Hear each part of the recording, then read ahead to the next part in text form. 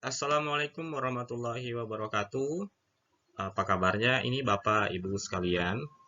Oke, pada hari ini saya akan mencoba untuk menyampaikan ya materi terkait dengan teori-teori kecelakaan kerja, di mana ini salah satu perubahan yang saya update dari mata kuliah Sistem Manajemen 3, Manajemen K3, di mana di RPS-nya sebelumnya di situ ada materi terkait dengan teori domino. Nah, itu saya update menjadi teori-teori kecelakaan kerja atau saya ganti menjadi materi ini. Nah, di video kali ini saya akan coba untuk menjelaskan ya apa sih yang dimaksud ataupun apa aja sih teori-teori yang ada dalam kecelakaan kerja sehingga dapat memberikan gambaran kepada Bapak Ibu semua terkait teori ini ataupun terkait materi ini. Oke, sehat. Jadi harapan dari video ini setelah Bapak dan Ibu sekalian mendengarkan, itu Bapak dan Ibu bisa mengerti ya atau bahkan mampu menyampaikan teori ini, materi ini ya kepada mahasiswa. Oke, baik. Slide berikutnya. Nah, pertama kita harus pahami dulu apa itu kecelakaan kerja. Nah, menurut ISO 45001 tahun 2018, kecelakaan kerja adalah kejadian ya, yang muncul dari atau berkaitan dengan pekerjaan sehingga menghasilkan luka atau penyakit akibat kerja. Jadi kejadian apapun ya yang ada hubungan dengan pekerjaan itu bisa dikatakan kecelakaan kerja ketika dia menimbulkan luka ataupun penyakit. Nah, menurut Eric Holnagel, nah ini salah satu expert K3 favorit saya ya. Kecelakaan didefinisikan sebagai sebuah kejadian yang singkat, tiba-tiba dan tidak dikehendaki. Nah, jelas ya. Yang namanya kecelakaan pasti kejadiannya singkat ya. Lalu kemudian terjadi suddenly, lalu kemudian tentunya tidak kita kehendaki. Ya, siapa sih yang mau mengalami kecelakaan yang menghasilkan hasil yang tidak diinginkan. Oke, jadi ketika kita mengalami sesuatu yang tiba-tiba, meskipun tidak dikehendaki, tetapi kalau menghasilkan sesuatu yang diinginkan, itu bukan kecelakaan ya namanya, berarti itu namanya rezeki nomplok. Oke. Nah, dan seharus secara langsung atau tidak langsung berkaitan dengan aktivitas manusia ya, bukan dari peristiwa alam. Ya, seperti kita ketahui yang namanya insiden itu dibagi menjadi human made dan juga disebabkan oleh alam. Nah, jadi kalau peristiwanya itu berkaitan dengan alam, misalnya banjir, gempa bumi, ya itu bisa tidak kita kategorikan sebagai kecelakaan kerja. Lanjut ke slide berikutnya. Oke, nah kita masuknya ke teorinya.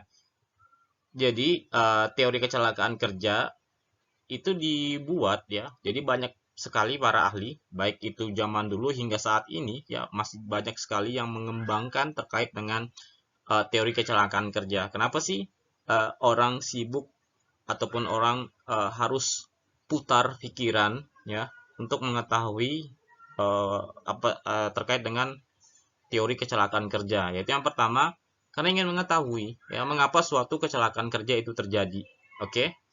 Lalu kemudian untuk mengetahui ya bagaimana kecelakaan kerja tersebut terjadi. Nah, cuma ada dua pertanyaan besar ini sehingga para ahli itu terus berupaya untuk mengupdate ya teori kecelakaan kerja dari zaman dulu ya, dari zaman teori domino ya. Sebenarnya teori domino ini merupakan teori yang pertama ya, teori kecelakaan kerja pertama, dan sebenarnya udah lama banget tahun 1931, tapi sampai sekarang masih banyak yang menggunakan ya, masih banyak orang yang mempraktekannya. Sedangkan makanya saya update materi ini, yang materi teori domino menjadi teori-teori kecelakaan kerja karena sudah banyak ilmuwan menentang teori domino karena saat ini sudah tidak relevan lagi ya teori tersebut. Secara umum ya teori kecelakaan kerja itu dibagi menjadi menjadi tiga sebenarnya, sorry. Jadi tiga. Yang pertama ada model linear ya. Lalu kemudian ada model kompleks linear dan yang ketiga ada model kompleks linear. Nah, di masing-masing model ini ada perwakilan beberapa teori yang dicetuskan oleh beberapa ahli juga.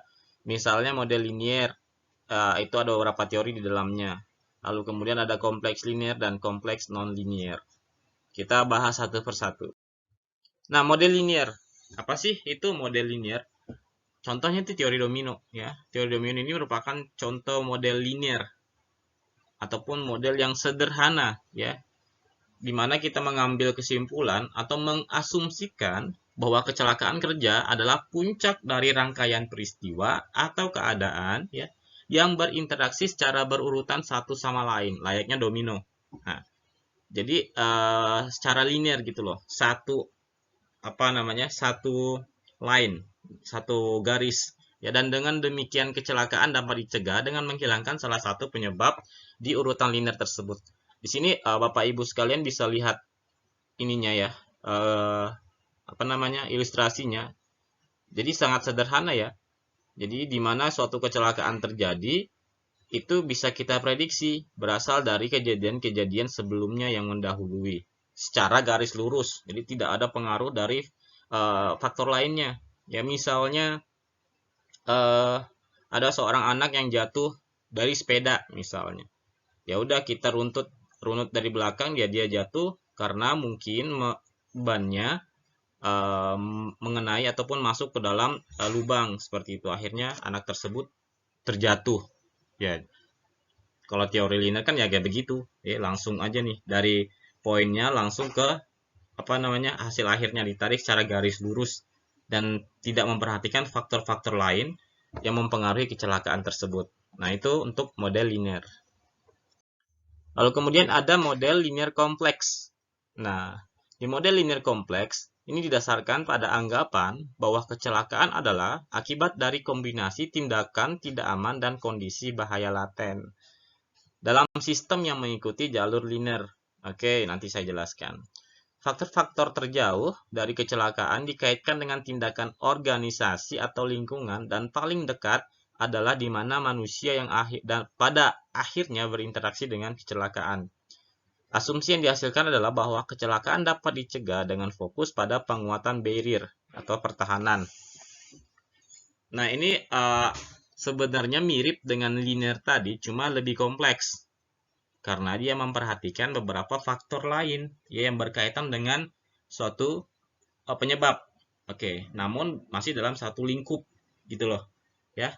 Kita lihat di sketsa ini ya, kita lihat dominonya berasal dari yang putih ini ya, menuju ke warna ungu, lalu coklat, lalu kemudian ke warna biru, dan akhirnya terjadi kecelakaan. Oke, nah ini kan masih linear nih ya, masih linear dalam artian satu urutan kejadian. Hanya saja di masing-masing kejadian di teori ini mulai memperhitungkan adanya pengaruh-pengaruh yang datang dari luar. Oke, pengaruh-pengaruh yang sifatnya tidak substantif pada bagian tersebut. Oke, contohnya ya, seseorang kecelakaan ya, misalnya ada pekerja yang jatuh dari ketinggian. Oke, setelah dia terjatuh, nah ketika kita ngomongin ini ke teori linear, pasti dia menyatakan bahwa manusia tersebut jatuh karena teledor, oke, karena lebih cenderung ke blaming people ya, menyalahkan orang. Nah, kalau di teori linear seperti itu. Namun di model linear kompleks, mereka menganggap bahwa pekerja yang jatuh itu tidak serta-merta kita menyalahkan karena pekerjaannya yang salah. Bisa jadi ada faktor lain. Faktor lain itu biasanya berkaitan dengan manajemen perusahaan. Misalnya pekerja yang jatuh tersebut bukan karena teledor, tetapi perusahaannya yang tidak memberikan pelatihan, atau perusahaannya yang tidak menyediakan APD, ya, atau perusahaan yang tidak memberikan pengawasan ketat. Nah, jadi kan ada faktor lain yang disalahkan di sini. Tidak serta-merta menyalahkan orang. Seperti itu. Jadi untuk mencegah kecelakaan yaitu dengan cara berfokus untuk memperkuat barrier, ya, memperkuat peraturan, misalnya memperkuat pelindung untuk mencegah terjadinya kecelakaan. Jadi kelihatan bedanya ya. Oke, baik. Nah, kita masuk ke model yang terakhir. Nah, ini yang sekarang lagi dikembangkan dan saya pun sulit sekali memahami model ini ya. Sangat sulit dipahami karena dia kompleks dan juga non-linear. Dapat dilihat ya bahwa generasi baru pemikiran tentang pemodelan kecelakaan telah bergerak menuju mengakui bahwa model kecelakaan harus nonlinear. Oke. Jadi tidak bisa dikatakan kecelakaan itu terjadi karena satu line, ya, satu baris yang saling berinteraksi, tetapi banyak faktor yang sebenarnya tidak terduga, tidak kita duga berkontribusi pada suatu kecelakaan, tetapi kenyataannya eh, itu berkontribusi sebenarnya. Nah, disinilah model kompleks non-linear akhirnya lebih dianggap lebih dianggap mampu mewakili ataupun mampu mengimplementasikan suatu penyebab suatu kecelakaan itu terjadi. Kecelakaan itu terjadi dianggap sebagai hasil dari kombinasi variabel yang saling berinteraksi yang terjadi di lingkungan dunia nyata, dan hanya melalui pemahaman kombinasi dan interaksi dari berbagai faktor ini sehingga kecelakaan benar-benar dapat terjadi, dipahami dan dicegah. Oke, dapat kita lihat di ilustrasi gambarnya ya, kecelakaannya berada di sini. Tetapi bisa jadi kecelakaan ini karena interaksi antara yang pink ya dengan yang hijau, atau mungkin yang biru dengan yang hijau dan yang kuning dengan yang biru. Nah, itu acak ya. Tergantung nanti kejadiannya seperti apa. Jadi tidak serta-merta kita bisa menyalahkan. Di sini sama sekali tidak ada unsur blaming people ya. Karena ini pure kita harus melakukan investigasi terhadap semua aspek yang dimungkinkan terlibat terjadinya kecelakaan. Contoh ya. Contohnya misalnya seseorang yang mengalami kecelakaan, seseorang yang menabrak, misalnya forklift menabrak suatu anggap aja suatu rak ya. Forklift menabrak suatu rak. Nah, di sini ya, kita tidak serta-merta menyalahkan forklift atau orang yang mengendarai forklift, atau juga tidak bisa kita menyalahkan karena kurangnya pengawasan, kurangnya skill. Tetapi bisa jadi ini karena maintenance-nya yang kurang. Oke. Misalnya forkliftnya tidak di-maintenance dengan baik sehingga pada saat digunakan forkliftnya jadi error, akhirnya dia menabrak. Nah, ada faktor yang sebenarnya tidak diduga-duga ternyata berperan di situ, yaitu tadi maintenance. Kalau kita arahkan ke teori linear, model linear pasti menganggap forklift menabrak box ataupun rak itu karena pekerjanya yang tidak kompeten. Oke, misalnya tidak memiliki CEO. Itu di teori linear karena memang mereka fokus kepada action ya, orangnya. Tapi kalau di model kompleks linear, forklift yang menabrak box itu cenderung dianggap selain memang ada di sana faktor manusianya ya yang mengemudi ataupun mengendarai forklift, tetapi juga ada faktor manajemen. Misalnya manajemen ataupun perusahaan tidak memberikan pelatihan kepada pekerja ini. Oke? Atau mungkin manajemen di mana tidak memberikan pengawasan atau tidak melakukan perbaikan terhadap forkliftnya. Itu di kompleks linear. Nah, di non-linear itu lebih rumit lagi ya. Faktor-faktor yang ada di luar situ, di luar dari penyebab ini juga diperhitungkan ya, bahkan ditelusuri ke belakang. Seperti itu. Oke, baik. Lalu kemudian ini adalah fotonya ya. Kita lihat banyak sekali teori-teori kecelakaan kerja ya, dan kita hanya berfokus di teori Hendrix aja, teori domino. Padahal kalau kita baca-baca lagi, banyak sekali para ahli mengemukakan teori-teori terkait dengan kecelakaan kerja. Jadi saatnya kita harus move on ya, harus lebih gali lagi sehingga mahasiswa tidak terfokus pada domino ke domino. Padahal teori itu sekarang sudah mulai usang ya. Sedikit sudah tidak relate lagi dengan kondisi saat ini. Nah, kita masuk ke model linear ya.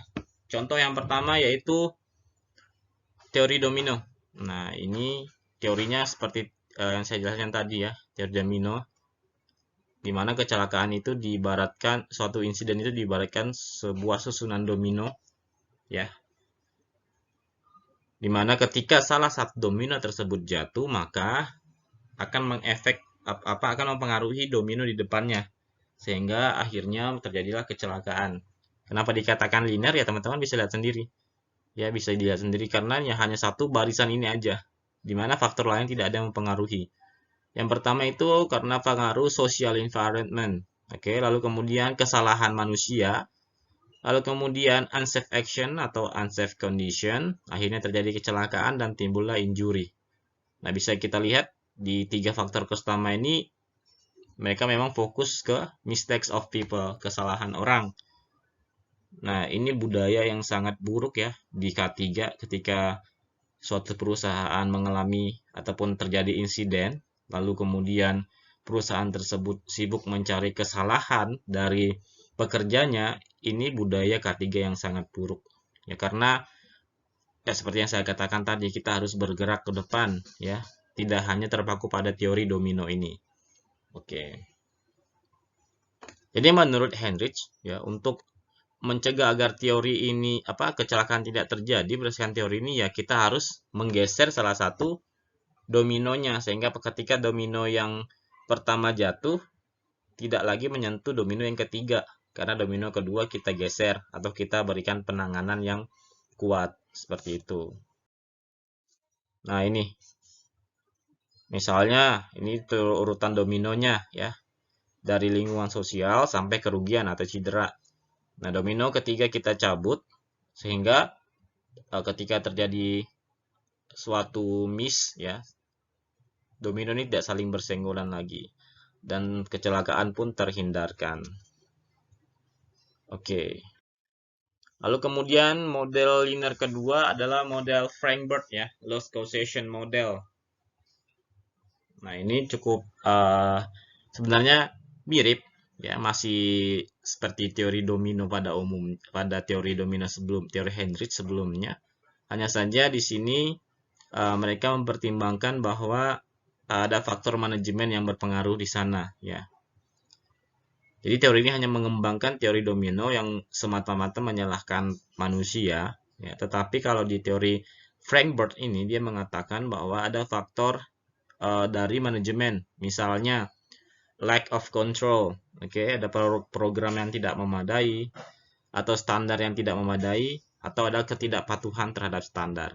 Nah, ini faktor-faktor lain selain faktor manusia yang dapat menyebabkan kecelakaan. Meskipun di dalam domino ini masih juga menyebabkan ada memasukkan basic cause.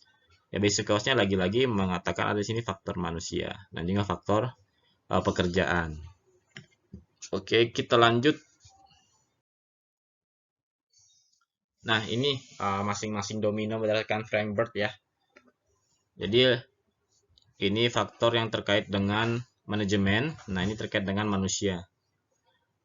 Ada human factor, misalnya kurang pengetahuan, ya, kurang motivasi, skill yang tidak memadai, gangguan fisik dan mental, atau ketidakmampuan secara fisik. Contoh, misalnya seorang pekerja yang nekat mengoperasikan forklift ya, tanpa ada skill yang memadai. Nah, ini termasuk ke dalam basic cause.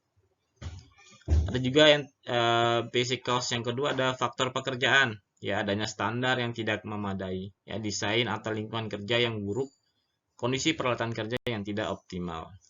Nah, ini bisa teman-teman baca ya. Oke, kita masuk ke model kompleks linear. Nah, di kompleks linear ini juga ada beberapa teori yang mengatakan yang masuk ke dalam kompleks linear. Yang pertama teori Haydn, ya energi damage model. Ya dapat kita lihat di sini ya pada model ini ya bahaya sebagai sumber energi. Kita lihat di lingkaran pertama ini merupakan sumber energi. Oke. Lalu kemudian ada resipien di sini ataupun si korban. Nah, lalu kemudian ada jarak di antara dua dari lingkaran ini. Nah, jarak inilah terdapat tindakan ya. Di space inilah kita melakukan preventif agar si hazard tidak menyentuh resipien ya. Karena menurut teori ini terjadinya kecelakaan adalah adanya transfer energi ya, transfer energi sehingga menimbulkan luka ataupun injury. Pengendalian energi ini dapat saja berupa penghalang fisik atau struktural, pengaman, proses dan prosedur. Bagian space transfer mechanism adalah sarana di mana energi dan penerima dibawa bersama dengan asumsi bahwa mereka pada awalnya itu jauh dari satu sama lain. Jadi resipien boundary adalah permukaan yang terpapar dan rawan terhadap energi. Oke, ini bagian yang fragile, rawan. Dalam artian semakin aman, maka jaraknya akan semakin jauh. Atau di tengah-tengah sini terdapat suatu penghalang sehingga energi yang ada di sini tidak mengenai resipien. Jadi sehingga kecelakaan itu tidak terjadi. Nah, pengendalian Hayden, oke. Menurut Hayden, ya, bagaimana sih mengendalikan suatu kecelakaan berdasarkan teori dia, ya, berdasarkan teori dari si Hayden ini. Kita perhatikan gambar ini dulu, ya. Anggap aja ini pekerja, lalu kemudian ini adalah energi. Jadi energi itu tidak mesti listrik, ya, tidak mesti panas, apapun itu yang bisa menimbulkan kecelakaan ketika mengenai seseorang, oke. Maka di sini harus ada barrier, ya, sebagai penghalang. Nah, pengendalian Hayden dari segi energinya, bagaimana caranya? Yang pertama, mencegah lahirnya energi pada kesempatan pertama. Jadi jangan sampai ada bahaya. Maksud dari kalimat nomor satu ini, ya, jangan sampai ada bahaya. Karena ketika ada bahaya atau kita sebut lahirnya energi, ya otomatis dia akan berpotensi untuk mengenai orang lain. Dan kemudian mengurangi jumlah ataupun besaran energi. Nah, dari sini juga kita pahami, ya, ketika memang ada bahaya yang ada di sekitar kita ataupun ada energi di sekitar kita, itu jangan sampai jumlahnya besar. Misalnya ada bahaya, ya kita tidak mungkin menghilangkan bahaya sampai 0% misalnya. Mau nggak mau harus ada bahaya. Karena kita ya berada di lingkup operasional misalnya. Mesin-mesin harus menyala. Nah, mesin-mesin yang menyala ini merupakan suatu bentuk energi atau suatu bentuk bahaya. Bagaimana kita mengontrol agar mesin-mesin itu tidak menghasilkan bahaya yang besar. Ya, seperti itu. Yang ketiga, mencegah keluarnya energi yang tidak terkontrol. Nah, ini juga jelas, ya. Kita ketahui yang namanya kecelakaan itu bisa jadi tiba-tiba. Anggap saja suatu bahaya itu bisa muncul tiba-tiba, ya, tidak terkontrol. Contohnya kebakaran. Nah, kita harus mencegah ini terjadi. Yang keempat, memodifikasi jumlah atau distribusi energi yang tercipta. Oke, ini juga sama, ya, dengan poin sebelumnya, bahwa kita mungkin bisa memodifikasi energi, ya. Ketika kita tidak bisa menghilangkan energi atau kita tidak bisa menghalangi suatu energi, ya kita lakukan modifikasi, ya, agar energi tersebut jumlahnya tidak banyak. Yang terakhir, ya, mengubah kualitas dasar energi. Oke, ini juga menjelaskan bahwa energi itu dasarnya mungkin memiliki kualitas yang besar ataupun menimbulkan dampak yang cukup parah. Misalnya ketika mengenai orang akan menyebabkan kematian misalnya. Ya udah, kita lakukan modifikasi, ya, agar energi ini ketika memapari seseorang itu tidak sampai menyebabkan kematian, tetapi hanya mungkin luka kecil saja. Berikutnya, barrier. Memisahkan target dengan energi dari segi jarak atau waktu. Oke. Kita ngomongin di sini, ya, karena kita fokusnya ke mencegah kecelakaan. Dari segi energi, ya, kita lakukan manipulasi intinya. Lalu kemudian dari segi barrier, ya, kita lakukan pemisahan, ya, baik dari segi jarak ataupun dengan menggunakan suatu penghalang, ya. Lalu kemudian targetnya, ya, apa yang harus kita lakukan kepada target, yaitu menjadikan target lebih tahan terhadap energi yang akan merusaknya. Oke, yang kedua, mulai melakukan tindakan mitigasi untuk menahan pertambahan energi yang menstabilkan, ya, agar target tidak mudah mengalami luka seperti itu. Jadi intinya ini kita modifikasi agar jumlahnya tidak besar, ya. Lalu kemudian ini juga kita modifikasi baik itu dari segi menjauhkan target dengan energi ataupun dengan membuat penghalang, ya. Dari segi target sendiri, ya, kita tingkatkan pengetahuan mereka, kita tingkatkan skill mereka, kita bekali mereka dengan APD untuk mencegah agar tidak terjadi kecelakaan kerja. Nah, ini ke model kompleks linear yang kedua, ya, ada time sequential model. Oke. Nah, di model ini diprakarsai oleh Banner pada tahun 1975, ya, menyatakan bahwa 4 isu yang tidak diperhitungkan dalam model Dubin. Yang pertama, kebutuhan untuk menetapkan awal dan akhir dari kecelakaan. Oke. Karena di teori domino tidak pernah menjelaskan hal ini. Yang kedua, kebutuhan untuk menjelaskan kejadian yang terjadi pada urutan waktu. Jadi domino tidak menjelaskan ini, tidak memberikan urutan waktu yang jelas di sana, tidak memperhitungkan yang lebih tepatnya. Lalu kemudian kebutuhan untuk metode yang terstruktur untuk menjelaskan faktor-faktor relevan yang terlibat. Yang keempat, kebutuhan untuk menggunakan metode pemetaan agar menjelaskan kejadian dan kondisi. Nah, ini kalau di penelitian mirip dengan retrospektif penelitian ya, di mana ketika kita mendapati suatu kecelakaan, kita akan melakukan suatu recall ke belakang, ya, bagaimana kecelakaan ini bisa terjadi secara mendalam, ya, dimulai dari preconditionnya, lalu kemudian ketika terjadi kejadian, lalu kemudian terjadi konsekuensinya, ya. Jadi eventnya seperti apa, lalu kemudian di preconditionnya kenapa kecelakaan ini bisa berkembang. Jadi tetap linear ya, tetap linear ditarik satu garis ke belakang, namun lebih kompleks aja dibandingkan dengan teori domino. Lalu kemudian kita masuk ke model kompleks linear yang ketiga. Nah, ini cukup terkenal juga ya, dan sampai sekarang juga masih banyak digunakan, Swiss cheese model, oke, oleh James T. Reason. Nah, ini cukup menarik ya teman-teman, karena terkait dengan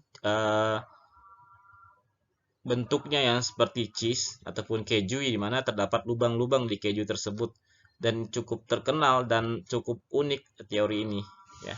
Ini teori pertama ya, itu digunakan pada industri penerbangan, di mana suatu kecelakaan itu diumpamakan seperti susunan keju ya, layer-layer keju seperti ini, di mana ini merupakan keju Swiss ya, keju Swiss seperti keju Tom and Jerry, terdapat lubang-lubang di sana.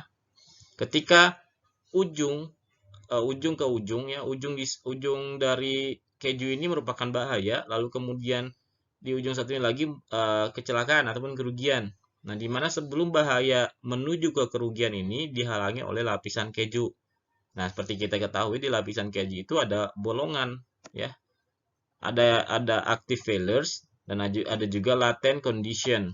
Ya, ada bolongan-bolongan ini yang memungkinkan itu bisa ditembus oleh hazard, akhirnya terjadilah kecelakaan. Active failures adalah bolongan-bolongan yang terjadi setiap harinya. Dalam artian bisa geser. Ya, anggap aja bolongan di keju ini bisa geser. Bisa nutup, bisa membesar, bisa mengecil, ataupun bahkan bergeser. Oke. Sedangkan latent condition adalah bolongan yang sudah berlubang dari dulunya, ya. Yang sudah ada di sana lah, lubangnya sudah ada seperti itu. Nah, ketika hazard menembus masing-masing ya, apalagi terdapat bahaya active failures yang banyak, akhirnya lubang ini mudah ditembus oleh hazard sehingga terjadilah kecelakaan. Ini contoh penerapannya di COVID misalnya. Ya, teman-teman bisa lihat di sini ya. Terkait pencegahan COVID, kita sudah banyak melakukan tindakan, ya enggak? Ya, dimulai dari yang pertama physical distancing, keju pertama, ya, physical distancing atau stay di rumah ketika sakit. Kemudian keju kedua itu terkait dengan penggunaan masker. Oke, makin banyak barrier kita ya. Kemudian barrier ketiga atau keju ketiga, mencuci tangan ataupun etika batuk. Lalu barrier keempat ya, menghindari menyentuh muka. Oke. Lalu kemudian barrier berikutnya, barrier kelima, ketika lagi ramai ya kurangi waktu ataupun kurangi berkerumun seperti itu.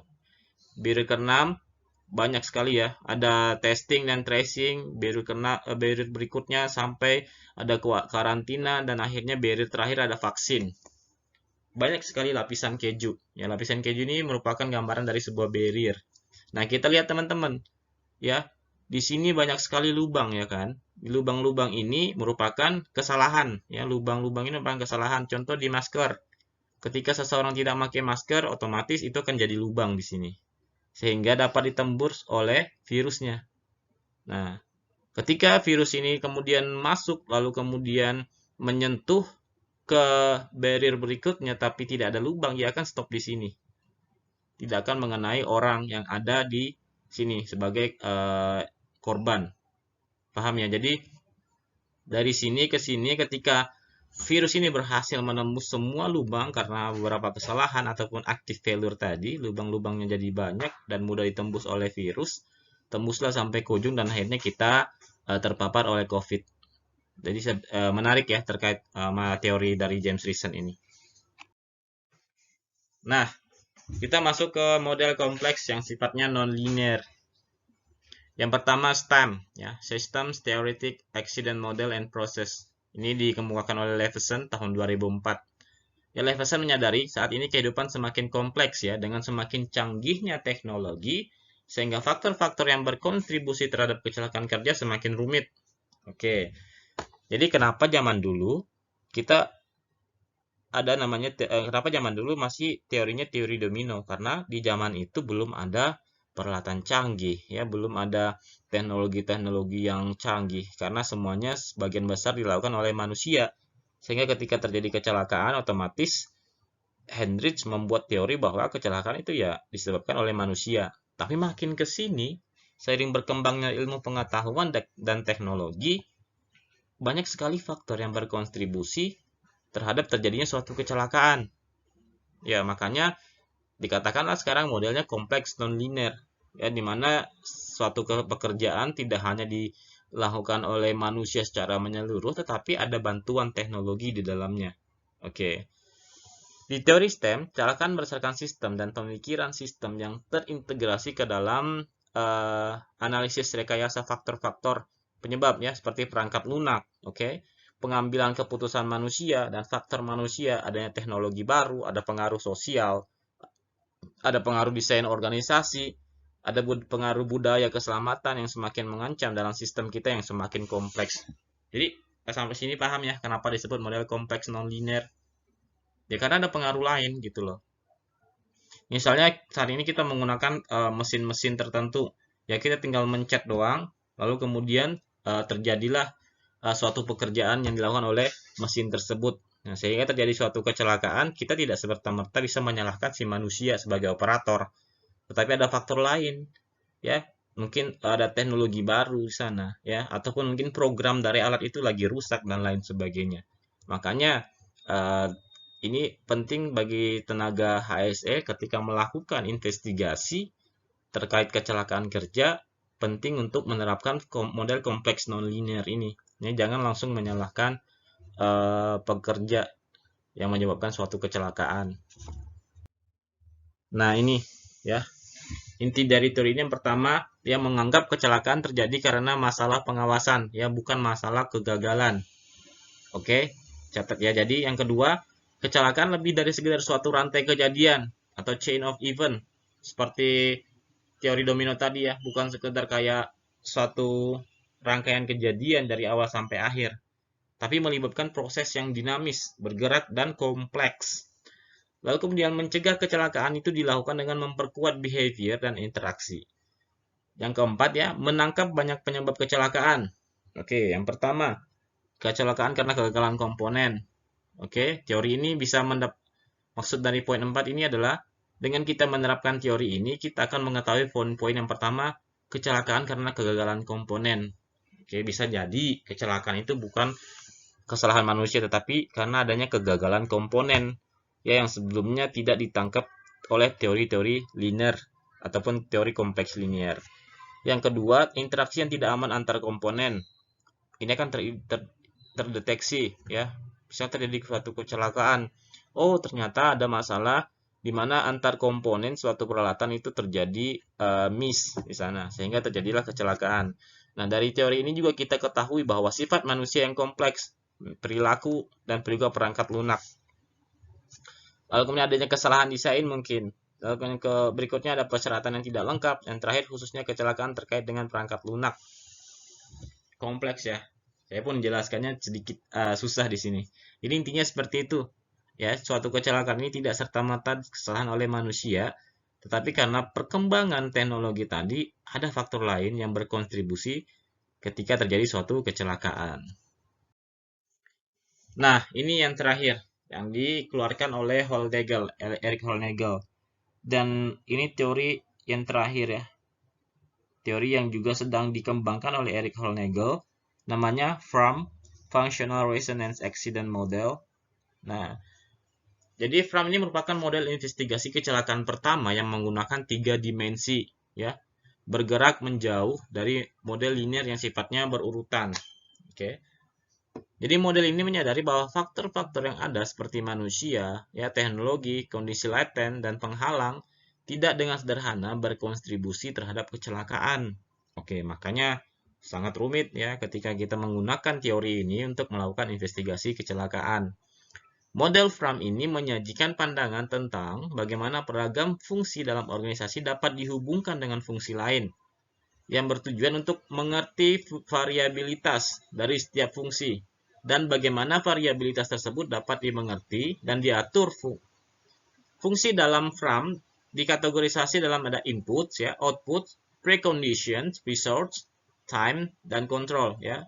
Variasi dalam sebuah fungsi dapat berdampak pula pada fungsi lain. Nah, ini sangat kompleks sekali ya, tapi saya jelaskan sangat singkat di sini karena kita hanya butuh memahami awalnya saja. Ketika teman-teman ingin mendalami lagi, nanti saya share terkait dengan referensinya. Nah, kita lihat di gambar ini. Oke. Ketika terjadi suatu kerusakan pada alat, ya, misalnya seperti gambar pertama ini, gerigi-gerigi ini, ya kita bisa mampu menebak, ya, di mana kesalahannya karena alat bekerja sesuai dengan fungsinya masing-masing. Oke.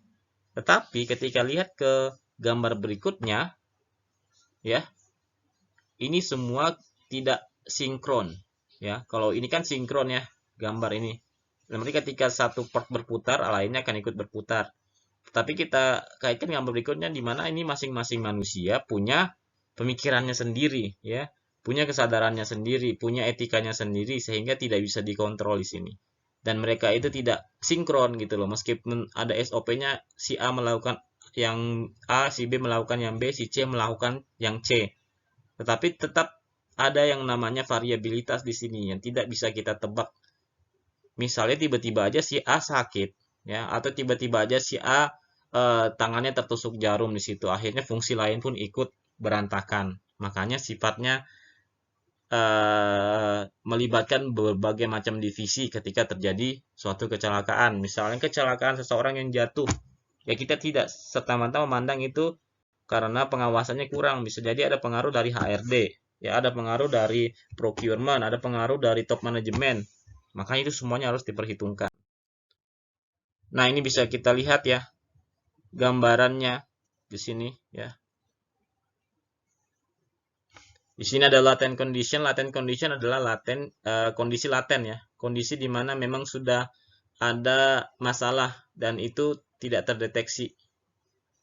Lalu kemudian ada namanya impaired atau missing barrier. Lalu kemudian ada teknologi. Nah, di sini ada faktor teknologi. Lalu kemudian ada human performance variability. Nah, ini yang tidak terdeteksi selama ini. Ya. Di latent condition mungkin sudah dideteksi oleh Swiss cheese tadi. Technological tadi sudah dideteksi oleh STEM. Lalu kemudian barrier tadi sudah dideteksi oleh teori ini Frank Bird.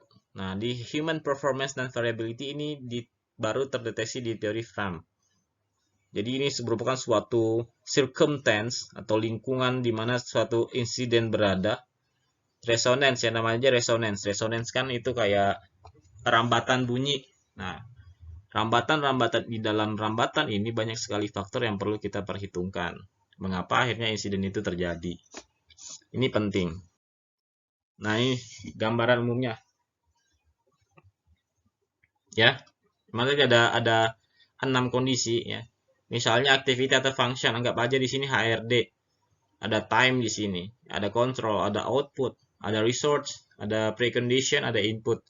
Nah, ketika kita coba aplikasikan ke suatu insiden, maka nanti gambarnya seperti ini. Ribet ya. Saya sampai saat ini belum menemukan di Indonesia yang menggunakan ini. Ya, belum menemukan Makanya saya masih mencoba mencari literatur yang berbahasa Indonesia mudah dimengerti untuk menjelaskan teori ini. Karena contoh-contoh yang diberikan di jurnal yang saya baca itu masih sulit dipahami ya. Contohnya ini saya kurang bisa memahami karena memang ini contohnya itu diambil di penerbangan, ini dunia penerbangan, dan saya tidak paham ya karena ini campuran antara teknik dan safety juga di sini.